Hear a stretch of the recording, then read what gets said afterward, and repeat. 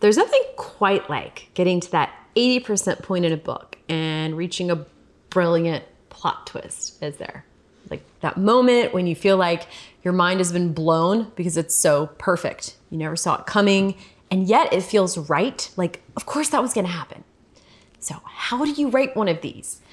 Today, I'm gonna give you 3 strategies to help you write a killer plot twist. Let's go.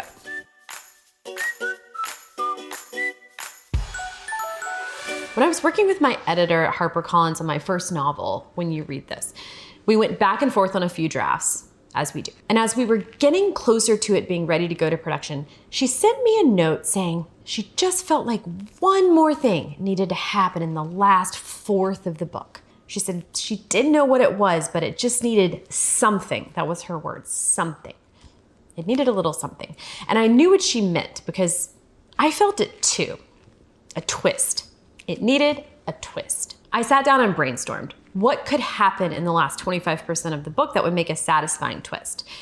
It didn't take me very long because I realized pretty quickly it was the thing that I had been resisting for years. Yes, I had been working on the book for many years. People would say, "Oh, is this gonna happen next?" And I would say, "No, that is not what happens, never." I even got a little belligerent about it. But now I realized, yeah, that was what needed to happen. I'm not gonna tell you what it is so I don't spoil the book. You'll have to read it to see. But okay, how do you write a satisfying twist? Tip number 1 is to make it surprising, but make it make sense. Make it surprising, but make it make sense.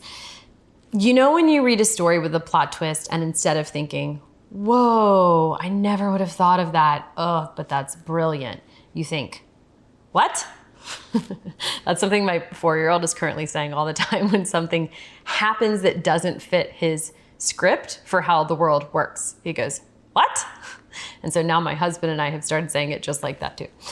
Recently, I told him the date of his birthday and he looked at me exasperated and said, "What? I thought you said I was 4." Because in his mind, a birthday meant a certain number and it was the birthday he was turning. So the idea that there was also another number associated with the birthday didn't make sense. The point is that a good plot twist will feel grounded in the world you've built. So ask 2 questions. 1, is this twist surprising and unexpected? And 2, does it make sense? Your answer should be yes to both questions. And it's probably even more important that it's yes to the second one. A good plot twist makes the reader think, "That's surprising, but it feels right. It didn't come out of nowhere." Okay, so how do you do that?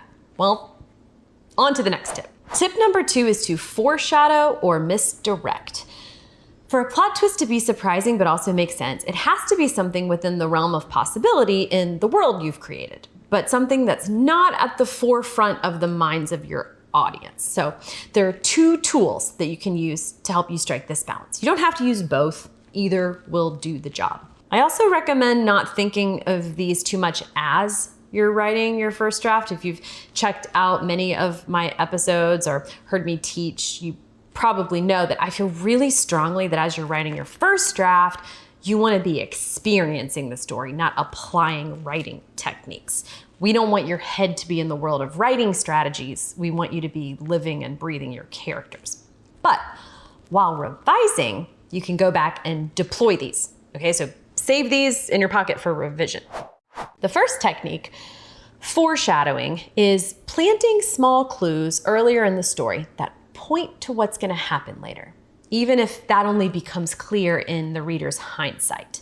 Not huge things, okay? Small things. Little nuggets, and only a few of them. This isn't a ton of writing.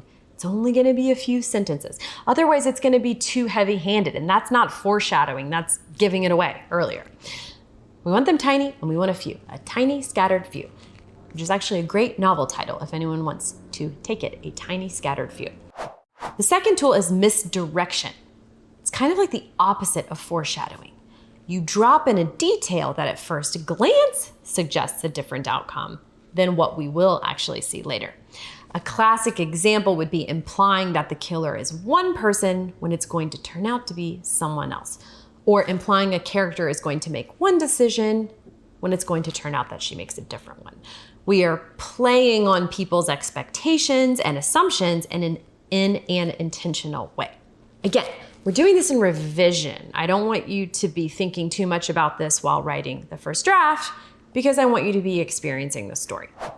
Okay, I have one more tip for you, but before I share it, I just want to invite you to apply for my program, the Book Incubator. The link is down below this video. It's just 2 questions. It'll take under 5 minutes.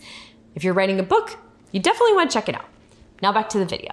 Okay, the third and final tip is don't end the story with a twist. This might sound confusing. You might be thinking, but don't I want to end my story with a bang, like leave my audience wanting more? Yes and no.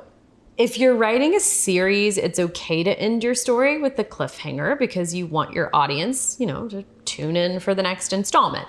But if you're not, and in some cases, even if you are writing a series, the most satisfying plot twists will tee up one last problem for your main character to solve. So it doesn't come on the very last page. It comes with, 10% of the book left, 15% of the book left. I'm not giving you a percentage roll, by the way, so please don't email me and say, is 16% okay? Of course it's okay. I literally just pulled those numbers out of my head right now. I'm just saying not on the very last page. A good twist is compelling because it has a consequence. Like now the situation has just changed for things, for people, in a way that they probably didn't anticipate. And so we need to see the fallout from that, and that's gonna take a few pages. And that's it. Those are my tips.